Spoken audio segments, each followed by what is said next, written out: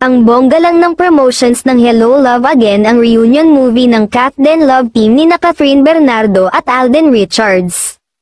Aba, pinuputakti, dinudumog ang Kat Den sa kanilang Hello Love Again nationwide tour.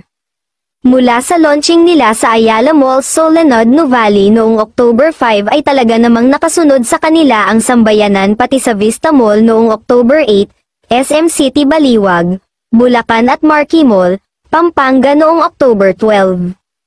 Pinagkaguluhan din sila noong Sunday sa SM City Bacoor at SM City Dasmariñas, Cavite.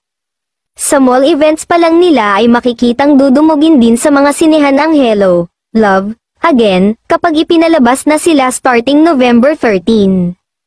Next week nga ang presko ni Catherine, Alden para sa kanilang pelikula at komento nga ng marami, tiyak na magkakabukingan na tungkol sa sinasabing relasyon ng dalawa. Sa mall shows daw kasi ay kitang-kita kung gaano ka-protective si Alden kay Catherine, kakaiba nga raw ang galawan ng dalawa. So, sa press con kaya ng Hello Love Again ay mapaamin na sina Catherine, Alden sa chikang may something romantic na sa pagitan nila.